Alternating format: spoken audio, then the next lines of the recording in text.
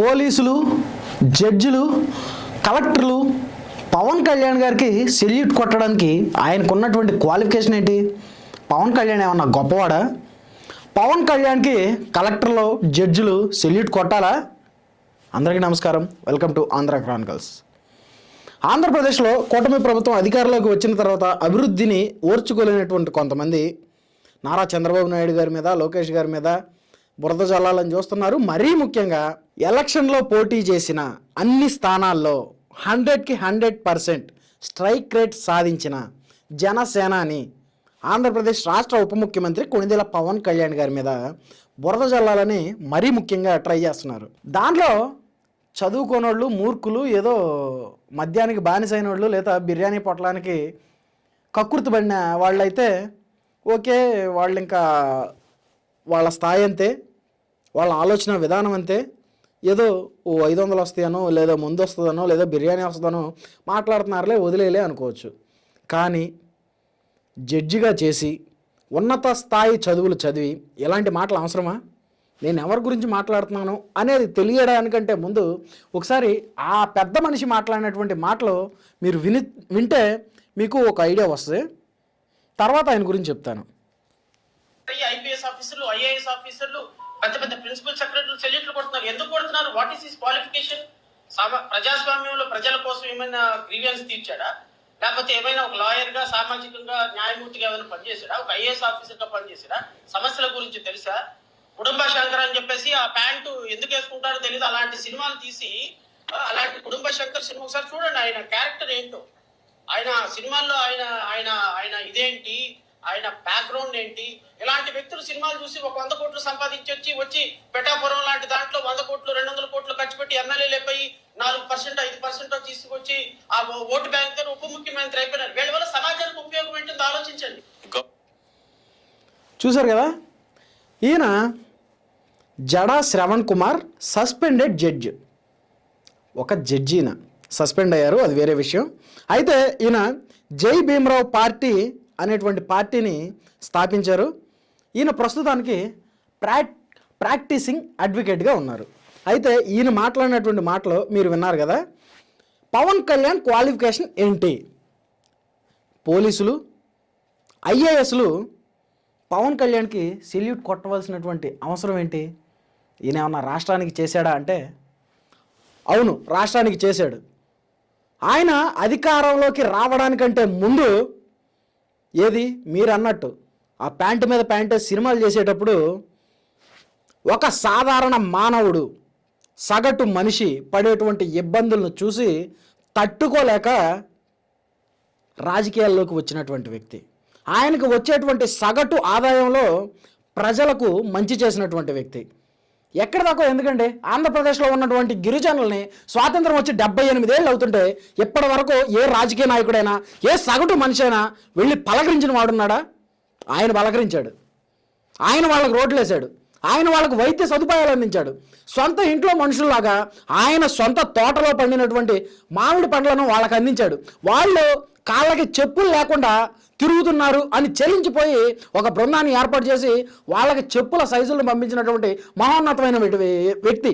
పిఠాపురంలో 100 కోట్లు 200 కోట్లు పంచారు అని చెబుతున్నారు కదా. మీ దగ్గర ఆధారాలు ఉన్నాయా? మీ దగ్గర ఆధారాలు ఉన్నాయా?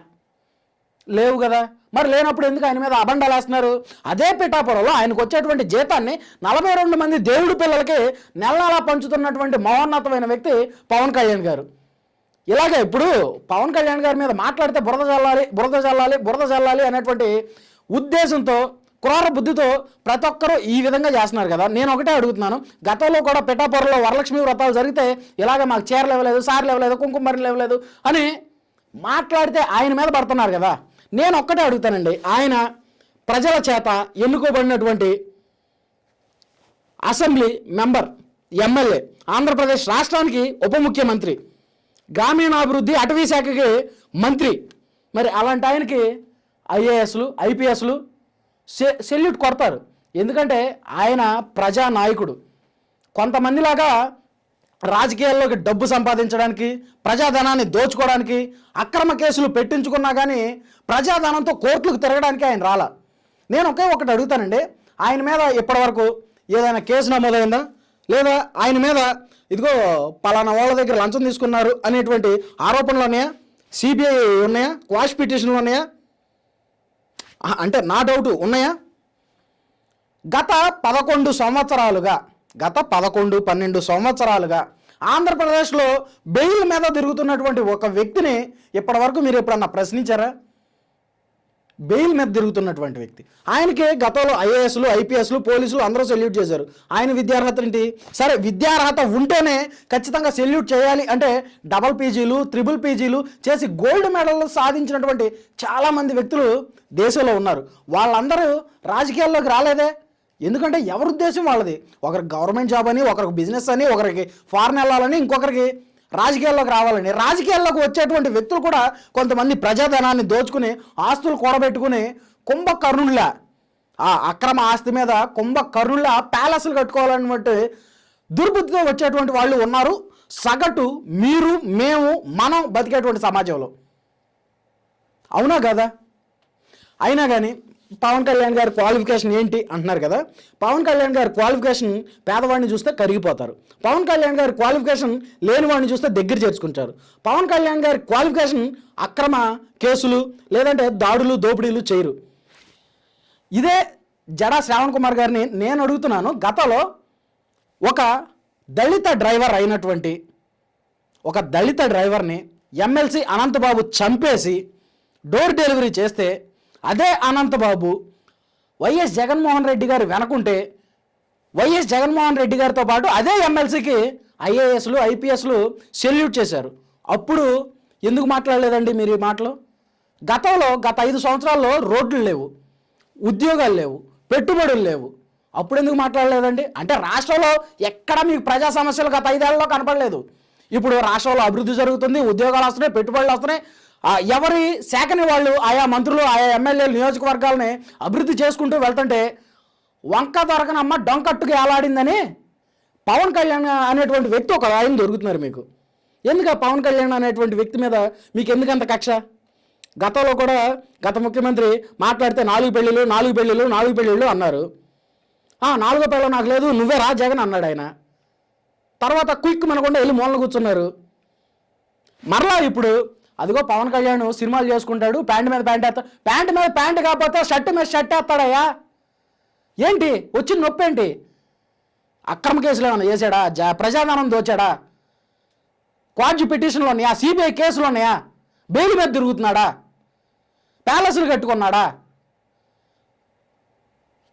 మీకొచ్చిన ఇబ్బంది ఏంటో నాకైతే అర్థం కావట్లేదు. కానీ మాట్లాడితే పవన్ కళ్యాణ్ నాకు తెలిసి వాళ్ళ ఇంట్లో కుటుంబ సభ్యులు కూడా పవన్ కళ్యాణ్ గారిని అంత తలుచుకోరేమో నాకు తెలిసి.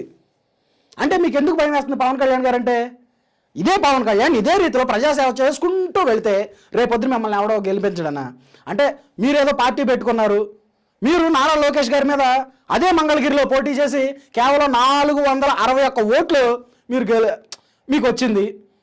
ఆ టైంలో ఎలక్షన్ టైంలో కూడా నేను నారా లోకేష్ని ఓడిచ్చేస్తాను, ఓటుని చీల్చేస్తాను, ఓటు బ్యాంకు ఆల్మోస్ట్ మనకే వచ్చేస్తుంది అని భజన కార్యక్రమాలు చేసినటువంటి మీరు కనీసం డిపాజిట్లు కూడా రాకుండా పక్కన కూర్చున్నారు. మహోన్నతమైనటువంటి జడ్జి స్థాయిలో ఉండి సస్పెండ్ అయ్యారు. ఇప్పుడు మరలా వైఎస్ జగన్మోహన్ రెడ్డి గారు మాకు దేవుడు, ఆయనతో కలిసి మేము పవన్ కళ్యాణ్ మీద బుర్ర చల్లుతామంటే కుదిరే పనులు కాదు. ఎవరో నమ్మే స్థాయిలో లేరు. ఎందుకంటే పవన్ కళ్యాణ్ అనేటువంటి వ్యక్తి కేవలం చదివింది ఇంటర్ మాత్రమే. ఆయన చాలా సందర్భాల్లో చాలా మీడియా ముఖాలుగా అలాగే మీటింగ్స్ సమావేశాల సందర్భాలుగా బహిరంగంగా చెప్పారు. క్వాలిఫికేషన్ ఏంటి అంటే ప్రజాసేవ చేయడానికి, రాజకీయాల్లోకి రావడానికి ఈ వ్యక్తికి ఖచ్చితంగా ఈ క్వాలిఫికేషన్ ఉండాలని రాజ్యాంగంలో ఎక్కడా లేదు. ఉంటే ఒకవేళ మీరు జడ్జి కాబట్టి ఒకసారి చూపించండి ఆధారాలు ఏమన్నా. ఇదిగో ఈ రాజ్యాంగంలో ఈ క్వాలిఫికేషన్ ఉంది, ఈ క్వాలిఫికేషన్ ఉంటేనే రాజకీయాల్లోకి రావాలి అని ఎక్కడన్నా ఉందేమో చూపించండి, మేము కూడా తెలుసుకుంటాం మాలాంటి వాళ్ళం. సరే క్వాలిఫికేషన్ అంటున్నారు. సరే క్వాలిఫికేషన్ ఉన్న వాళ్ళు ఏం చేస్తున్నారండి ఆంధ్ర రాజకీయాల్లో? కుంభకోణాలా, ప్రజల సొమ్ము దోపిడీలా, అక్రమ దాడులా, దౌర్జన్యాలా, భూదందాలా, భూ కబ్జాలా? అంటే నాకు అర్థం కావట్లేదు. మాట్లాడితే పవన్ కళ్యాణ్ క్వాలిఫికేషన్ ఏంటి, ఇదే ఆయన క్వాలిఫికేషన్, ప్రజాసేవ ఆయన క్వాలిఫికేషన్. అది మరి ఇప్పుడు సస్పెండెడ్ జడ్జ్ జడా శ్రావణ్ కుమార్ గారు చేసినటువంటి వ్యాఖ్యల మీద నాకైతే కొంచెం ఇబ్బందికరంగానే ఉంది. మరి జడా శ్రావణ్ కుమార్ గారు చేసినటువంటి వ్యాఖ్యలు మీకు ఎలా అనిపిస్తున్నాయో మీ అభిప్రాయాన్ని కామెంట్ రూపంలో తెలియజేయండి. అలాగే ఇలాంటి political current affairs trending breaking న్యూస్ల కోసం మన ఆంధ్ర క్రానికల్స్ ఛానల్ ఇప్పుడే సబ్స్క్రైబ్ చేసుకుని నోటిఫికేషన్ ఆన్లో పెట్టుకోండి. Thanks for watching. This is Rajesh signing off Andhra Chronicles. Thank you.